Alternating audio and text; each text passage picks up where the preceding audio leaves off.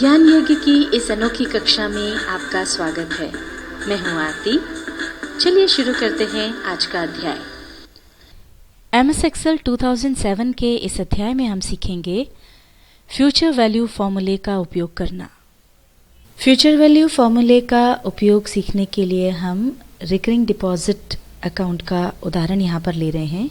मान लीजिए बैंक में आपका रिकरिंग डिपॉजिट अकाउंट है जिसमें आप हर महीने 100 रुपये जमा करते हैं और 18 महीने तक आप ये 100 रुपये जमा करने वाले हैं, जिस पर आपको 9% की दर से वार्षिक ब्याज मिलेगा।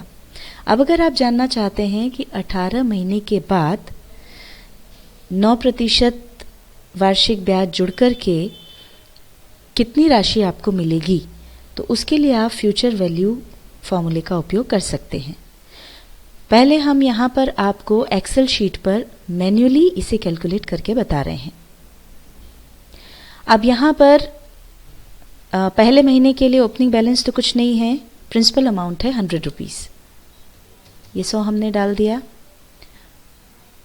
और चूंकि ये जो अमाउंट है ये 18 महीने तक सेम ही रहना है, तो इसको हम ड्रैग करके नीचे तक ले आते हैं।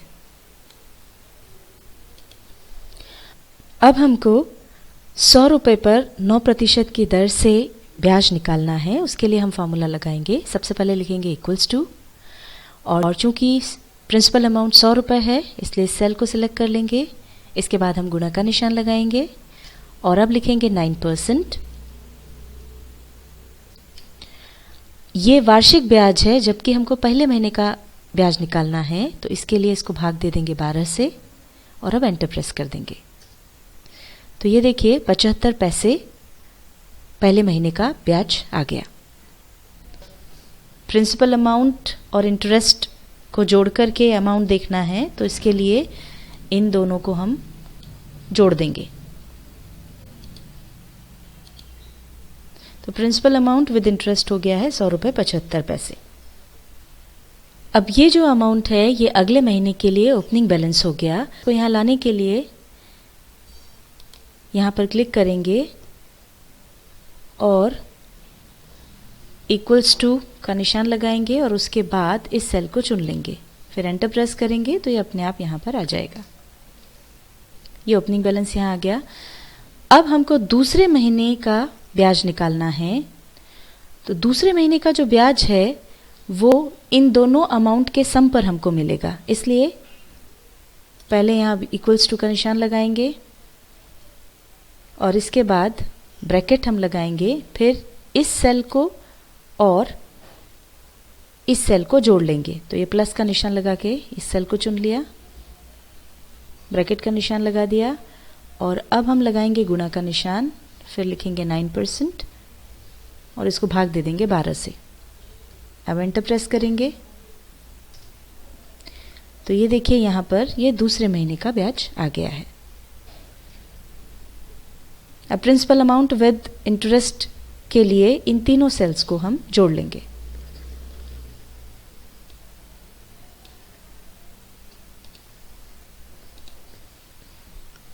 अब आगे बचे हुए महीनों के लिए भी चूंकि यही फॉर्मूला लगना है, इसलिए इस फॉर्मूले को हम ड्रैग कर लेंगे।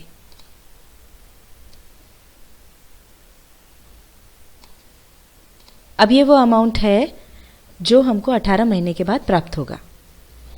अब इस मैनुअल प्रोसेस की बजाय अगर हम सरल तरीके से ये निकालना चाहते हैं, तो इसके लिए हम फ्यूचर वैल्यू फॉर्मूले का उपयोग कर सकते हैं। उसके लिए यहाँ पर हम फॉर्मूला लगाएंगे। सबसे पहले इक्वल्स टू, इसके बाद FV हम लिखेंगे और फिर ब्रैकेट लगा देंगे। अब यहाँ सबसे पहले हमको चाहिए रेट। ये इंटरेस्ट रेट है जो है ये 9%। इस सेल को हम चुन लेंगे,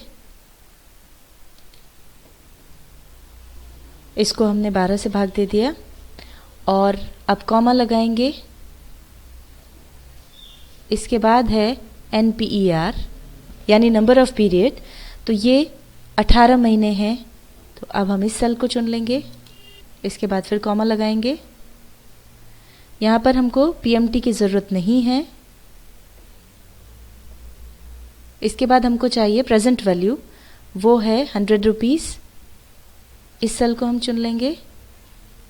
अब यहाँ हमको कॉमा लगाना है, पर ध्यान रखें यहाँ पर हमको 2 कॉमे लगाना होंगे।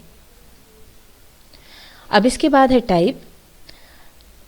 इंटरेस्ट हम किस तरह से कैलकुलेट करना चाहते हैं उस हिसाब से हम टाइप चुनेंगे। अगर जिस दिन से आपने पैसा जमा किया है उसी दिन से आप इंटरेस्ट कैलकुलेट करना चाहते हैं तो यहाँ हम 1 लिखेंगे, और अगर महीने के अंत में आप इंटरेस्ट कैलकुलेट करना चाहते हैं तो हम 0 लिखेंगे। मान लीजिए यहाँ पर हमने लिखा 0, ब्रैकेट क्लोज किया और एंटर प्रेस किया। तो देखिए जो अमाउंट आ रहा है वो इस अमाउंट से अलग है, क्योंकि यहाँ पर हमने जो इंटरेस्ट कैलकुलेट किया वो मंथ के एंड में कैलकुलेट किया है। अब अगर हम जब से पैसा जमा किया तब से इंटरेस्ट कैलकुलेट करना चाहते हैं तो फॉर्मूला चेंज हो जाएगा। 0 की जगह यहाँ पर हम लिख देंगे 1, एंटर प्रेस करेंगे। अब ये देखिए ये दोनों अमाउंट सेम है। डॉलर का निशान हटाने के लिए इस पर क्लिक करके यहाँ जो कॉमे का निशान है इस पर क्लिक कर देंगे तो ये डॉलर का निशान हट गया। इसी तरह से अगर आपने कोई बीमा करवाया है जिसमें आपको 10 साल तक 10,000 की प्रीमियम प्रतिवर्ष भरना है और बीमा कंपनी के मुताबिक लाइफ इंश्योरेंस के साथ साथ आपको इस धनराशि पर 8% की दर से वार्षिक ब्याज मिलेगा। अब आप जानना चाहते हैं कि 10 साल बाद आपको कितनी राशि मिलेगी, तो उसके लिए भी आप फ्यूचर वैल्यू फॉर्मूले का उपयोग कर सकते हैं। कैसे, आइए देखते हैं। यहाँ पर हम फ्यूचर वैल्यू फॉर्मूला लगाकर देखते हैं। सबसे पहले हम इक्वल्स टू का निशान लगाएंगे, हम लिखेंगे FV और अब हम लगाएंगे ब्रैकेट। अब यहाँ पर सबसे पहले हमको ये रेट लेना है, यानी इंटरेस्ट रेट, ये है 8%। इस सेल को चुन लेंगे और चूंकि हम वार्षिक ब्याज निकाल रहे हैं इसलिए हमको यहाँ पर 12 का भाग देने की ज़रूरत नहीं है। कॉमा लगाएंगे। इसके बाद हमको पीरियड चुनना है। 10 साल के लिए ये है इसलिए हम ये वाली सेल चुन लेंगे।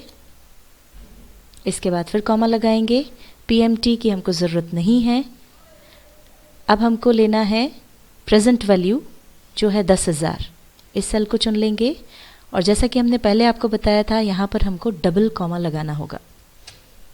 और अब हमको चुनना है टाइप। हम मानकर चल रहे हैं कि जिस दिन से हमने पैसा भरना शुरू किया है तभी से ब्याज जुड़ रहा है, तो यहाँ पर टाइप हम चुनेंगे 1, ब्रैकेट क्लोज कर देंगे, एंटर प्रेस करेंगे। ये देखिए यहाँ पर वो वैल्यू आ गई है जो 10 साल के बाद 8% की दर से वार्षिक ब्याज जुड़ने के बाद हमको मिलने वाली है। डॉलर का निशान हटाने के लिए यहाँ पर ऊपर कॉमे पर क्लिक कर दें। ये हमारी वैल्यू आ गई। MS Excel 2007 के इस अध्याय में हमने सीखा फ्यूचर वैल्यू फॉर्मूले का उपयोग करना।